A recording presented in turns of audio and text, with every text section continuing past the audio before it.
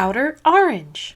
Don't forget, everybody, if you want to enjoy this tournament and want to participate yourself, there's a very simple way to participate. You need to do 2 steps. First off, you need to subscribe to this Twitch channel, so hit that subscribe button. If you have Twitch Prime, it's even free because it comes with Twitch Prime account. Use that Twitch Prime, and then after that, wait till the next tournament announcement, and then you can sign up because you're a follower, a Twitch follower to OuterOrange. So don't forget to use your Twitch Primes and Twitch follows on this channel to participate next time, as there will be more and more exciting matches, and maybe even I'm gonna enjoy participate to ruffle stomp the tournament and take all the prizes for myself, of course.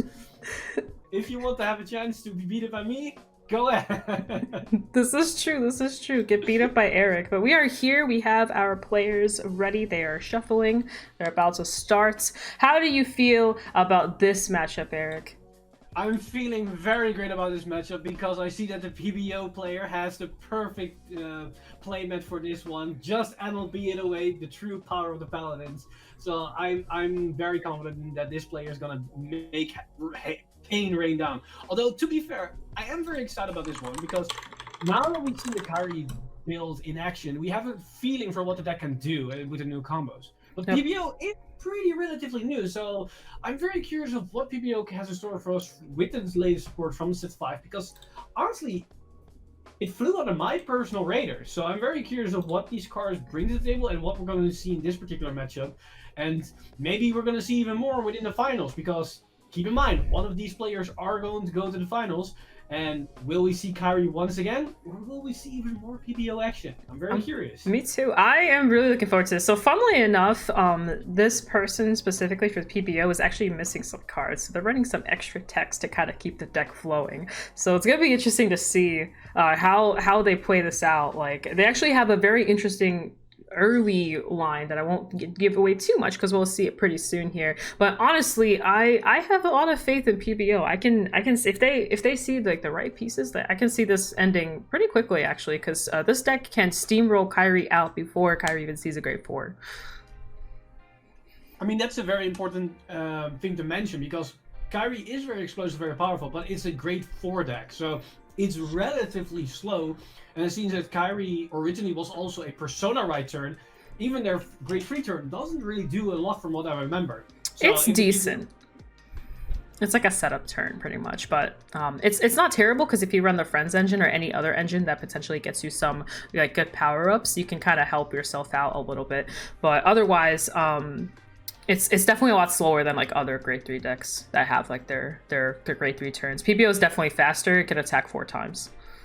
Yeah, because if I remember correctly, the main strategy of PBO or PBD is not to play PBD, but play PBO in your right line and then just shove PBD in your soul with your extra support cards. Exactly.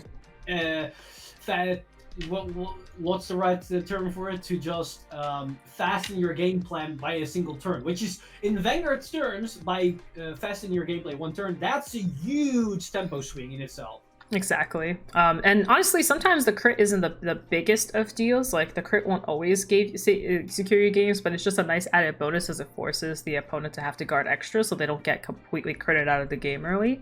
But the biggest thing is the early game. PBO having an early game is where the biggest differences will be. As someone who just played this deck literally yesterday for 5 rounds in a row, I blew people out of the water by just having a turn 1, turn 2, and a turn 3 pressure going into the crit on top of that. But here they are. They're about to start, and you'll notice that this is indeed the Wingle Brave starter. So they're starting off with a Wingle Brave starter, not the normal Blaster Dark ride line here, which is a very interesting combination. Some may not know, but see the Marons here, they do this on purpose so they can get the starter out instead of doing the normal thing with Javelin. Yes.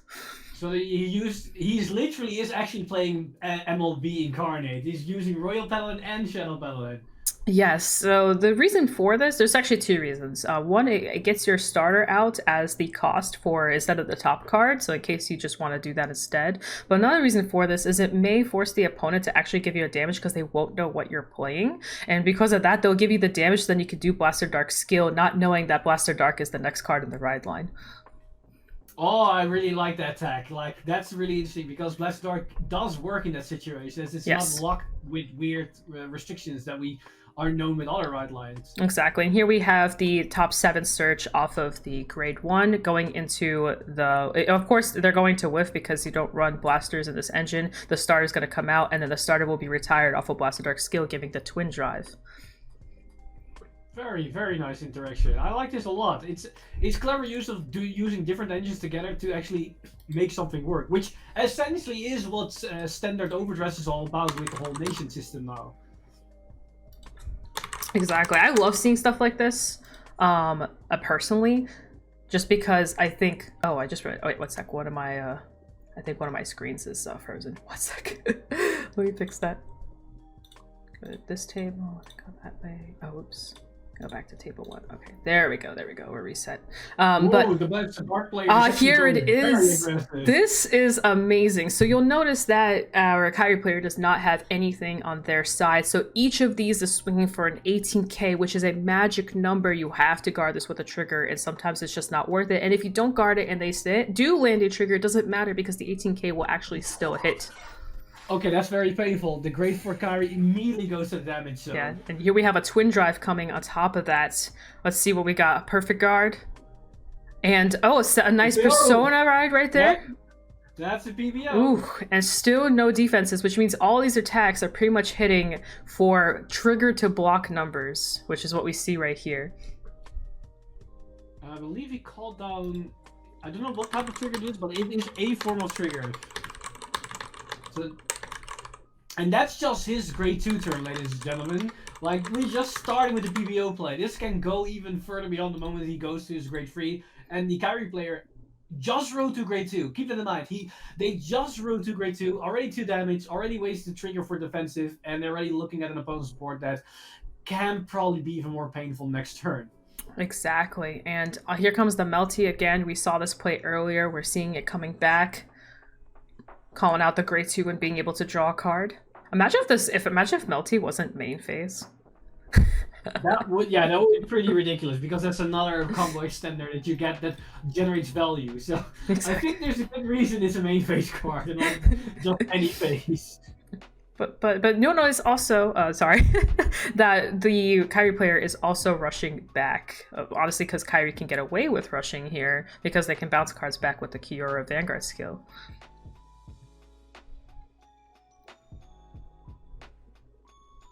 Oh, something I wanted to note. So these grade 1s, by the way, the 10k is active on both opponents' turn, both player and opponent. So right now we have our Kairi player playing. You'll notice one side has the 10k, one side does not, because one column has it, one side does not. Oh, that's how that works. It checks the columns. Yes, it checks both columns on both opponents' side, and it's not on yours. It's not on the side of the player using the card. It's on both turns. Okay. That's an interesting condition for a particular skill, but it's like it checks that if there's only one or less unit in the same column or two. It's you can't have any units at all on both your side and the opponent that you're facing. There cannot be any cards, so you can't call a grade 2 and boost with this. It will be the same number, it'll be 18 regardless, but you can't call cards behind there either. And here we see PBO coming down for the discard. Oh, here's the main. They did. Here's the main for the into soul to draw 2 cards. Let's see, do we get the PBO to soul? We do not get the PBO to soul, but you do get to draw 2 more cards, digging deeper through the deck. And the main does become a 10k beater with the blaster skill active. Oh, looks like they're gonna take off that 10k. Got another new main. Let's go.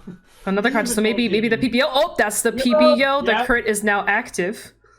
And keep in mind, this comes off of the pressure turn that we saw on turn 2. So not only very aggressive, but immediately a Vanguard with massive number and a crit pressure on top of that. That stays, by the way. This is pretty good turn. I agree. I think this will start getting... Oh, there you get the Shaharon play, right? I do remember seeing that on the deck list here. So they also have the Shahan rest as well to prepare your top. And we also know from earlier turns that he does have a Persona Ride in hand. So this turn is going to be painful, but next turn is going to be even more painful for the opponent. So here comes the PBO skill. you retire 2 rear guards to then call Blaster Dark either from soul or drop. So sometimes you can soul blast him out early and then recall him, and he comes out. Now there is a secondary skill if your opponent's on grade 3 or greater. Both the Vanguard and the Blaster Dark you call get additional 10k power, but the crit stays active pretty much for the rest of the game now.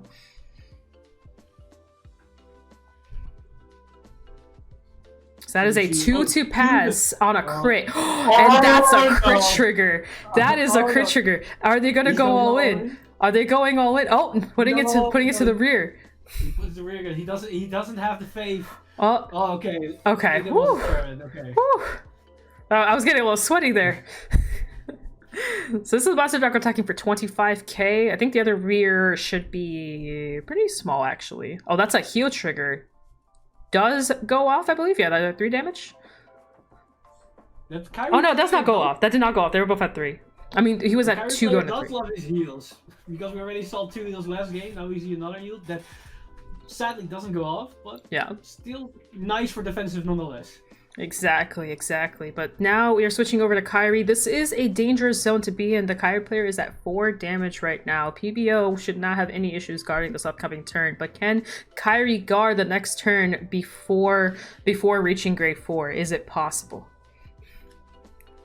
It's gonna be a tough uphill battle because they're already at 4, and we know Persona Ride is incoming, and that means they're gonna be like pretty powerful attacks on top of everything, and their hand is looking fine, but that means if they want to keep a healthy head, they then are forced to not call anything.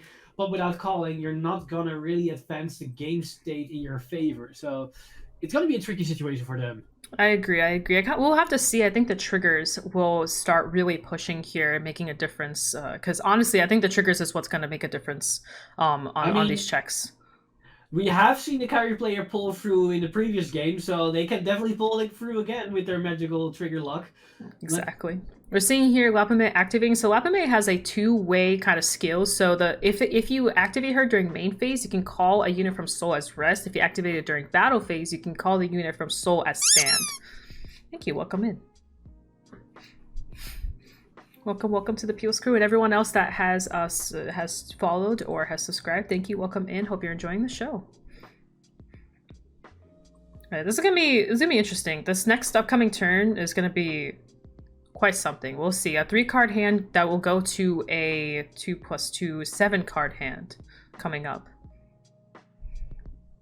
That's pretty decent, especially with filling up the board as well. There's a lot of drop out of nowhere that then still pressure a bit. So that in itself already shows us the potential value that Kairi can generate, even when you're in a bad, tough situation like this. So imagine what situation it would be if they are deciding the tempo of the game.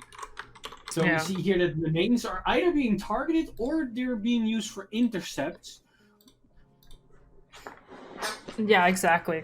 Well, honestly, picking up just any shield right now would be really good. And honestly, so PBO intercepting with Blaster Dark is perfect because then you're just gonna call it back out with PBO skill because it is from Dropper Soul. So you just have like just free access. I personally just intercept every time. Oh, it's coming back. Don't worry.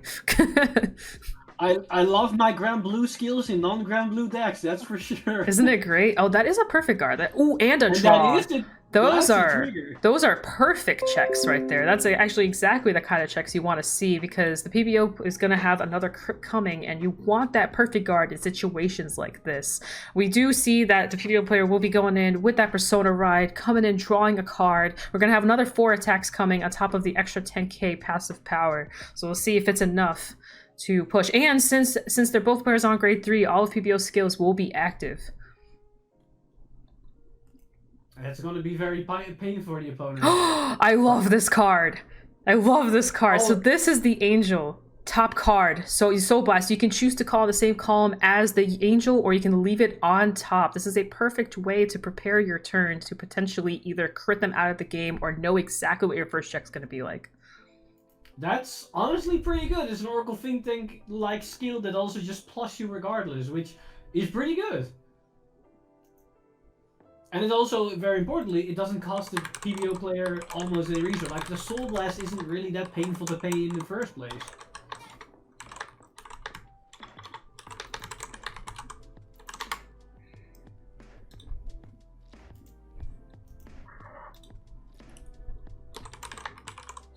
So they're probably contemplating of what their next move in the main phase is before they're going to start attacking, because it's very important to know your setup before you start attacking to get the best bang for your buck. And we immediately see him swinging with the Great Free Angel Rigard.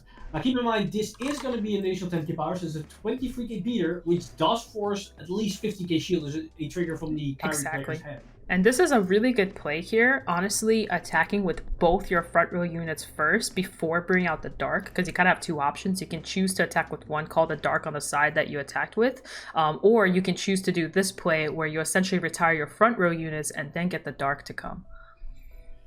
Plus, your Vanguard is going to be a gigantic number, so in case you have like a defensive trigger, that at least gives you more value from that attack pattern, as they are forced to guard more from your Vanguard than the potential rearguard that comes with the extra 10k of the Persona Ride. Yep. And here we see, are they going to activate Dark skill here? They are. It looks to be not. Yeah. They had a chance to use the Chakra there, but that is a crit. Putting the crit right. Yeah, that makes the less Dark lethal, so they are forced to guard this attack again. Yes, and we know that 1 PG is out off of the earlier drive check we saw, so now they have to guard for 35, 45, 53, I believe is the total number, with a crit trigger on top of that. But there might be another perfect guard, we'll see. Oh, that is an OT. Just enough to put us at 63, so it's enough to pass. Second time that we see a Kairi player having the OT drawn in their hand and forced to be guard with it. And just like last game, this does tell the PB player that they don't have to worry about the overtrigger anymore. They can comfortably guard. Wait. And with... Sorry, I was going to say, do they have the grade 4? They do. We've not seen it. We've seen them only damage check it on the first damage. That's what I'm saying. I'm actually thinking there might not be a grade 4. I don't think we're going to see a ride today. Nope, that is not a ride. That is a straight mouse call using mouse skill to again put something into soul. That is a little bit unfortunate. Yeah, because Kairi herself doesn't really do anything extra besides when she's Persona ridden, if I remember correctly. Her value isn't that great. She just bounces. The other stuff you can do requires that for Persona Ride to have more attacks. So this is gonna be a bit painful for the Kairi player, which does remember that looks a bit like the last turn where the last game where the Tamayura player had some breaking problems. Now we see it on the other side. Like, it happens, especially with these decks that are very dependent on combo pieces and not enough way to either dig through the deck or not dedicated searches for it. It happens, and it basically is now up to the player to navigate through these situations, and this will tell us and differs between like beginning players and like more experienced players that they can deal with these situations. It's still a workable situation regardless, because if I may look closely, I think the PB player is either 4 or 5 damage, but 4 damage is still a decent amount of damage to pressure the opponent by forcing him. And we also see here the overtrigger coming down from the hand, so both players drawn into them. And that does happen. Sometimes you don't see that as a heal trigger. Sometimes you just draw into your OT, and that's just how it is. I believe our PBO player is at... Oh, maybe that wasn't a heal. Might have been a different trigger. Just looked like a heal. I don't know. I can't tell PBO's damage too well here. I'm assuming it's 4 going on to 5. That is a crit trigger. No, it's a heal. That is a heal. That's... Sorry. Whoa there. Whoa there. Just surviving just like that. And we did see the Persona in the drive check, so PBO is coming back with another Persona. He just double healed out of nowhere on the No, he healed, which was enough because he was at 4 damage. Ah, okay, yeah, because the attack came with the extra critical, because that was a crit that he drove check. Yeah, it looked like a heal. Because I don't double check if they had a crit, and then in that moment suddenly just this happens. They hit multiple triggers. So here we have the main setup again. I wonder if this time they'll use Blaster Dark skill. Because the nice thing about the Sharon is since Sharon rests, you can use that as a retire target for Blaster Dark. Oh, we have the Angel. She is back. God, I love this card. So we're gonna see the top card, and it's going back on top. This is like Eileen reverse syndrome right here. Like the PBO player was, I like your game plan last game. I'm gonna steal it and make it better. I'm gonna do it too. So here we have another 23k attack. There is room to take 1 damage here for the Kairi player. So I think that's what's happening here, is they're gonna take it. And they're giving out numbers that like what the numbers are, because right now it's 23 on the Angel side, and then that is 18 plus 5. Oh no, she's a 5k, so that's actually 18 on the other side plus Persona. So that's 28, I believe, on the other side. Should it be 23 because it's 8k booster plus the 5k of the main, and then the 10k of the Persona? Right? Yeah, so the main is 10k and the booster is 8, so it's 18, so it's 28. Oh, okay. Okay, I thought the main for some reason was 5k base because I keep. She is 5k base, so she's a 10k base total. Yeah. Yeah, she gets an extra 5k power. I forgot that because I forget it too. It's familiar okay. with V in the main, which is just 5. Oh, true. This is true. Yeah, no, she as long as there's a Blaster Vanguard and she keeps the 5k extra, so she's pretty much always a 10k. So the Kairi player is very calculating the amount of cards you need to put down for damage for guarding, as well as what damage. Oh my gosh. Yeah, they only have 6 cards in hand, so it's gonna be very important to know what to guard and what not. And 3 cards left in hand, and the Vanguard is now coming in. Oh my. Honestly, here, getting out the Blaster Dark, using Blaster Dark skill to retire that grade 2 on the Kairi side would be the perfect play to get rid of that extra 5k shield here. That is the ideal situation, because 5k shield. Oh, here it's coming. It's coming. Here it comes. Boom, bam. Bye-bye, grade 2. And just like that. Now we have a 33k attacking Vanguard and a Blaster Dark that's 25. Oh, perfect guard. Yeah, it's a free PG because they have not enough cards in hand. So that's a heal. That's another heal. Down. Woo.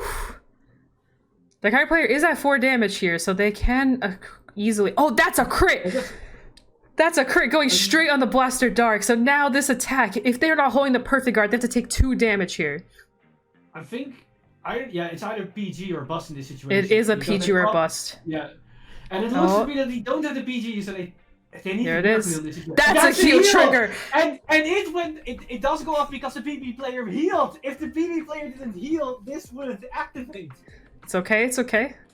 Wow. So surviving the turn, but with 1 card in hand, drawing into 1 card, can they draw into the grade 4 Kairi here, potentially swing the game back in their favor? Another question, what was that last card they kept in hand? It could have been Kairi. It could have been Kairi. But we'll see here. We'll see here. This has been an insane top 4 match.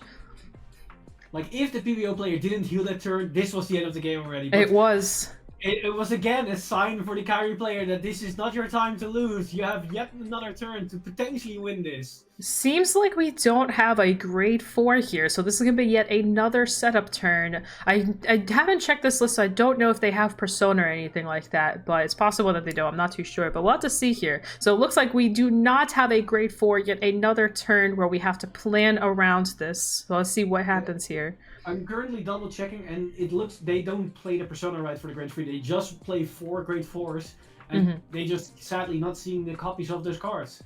This is insane. We do have the mouse coming out, getting that extra power once more. And the grade 1 for the top checking as well. So maybe more spicy trigger action. That's Lapamid. That's the one that calls from Soul. That's not the grade 1. Oh, no, okay. Oh, she calls from Soul as rest or in battle phase as stood.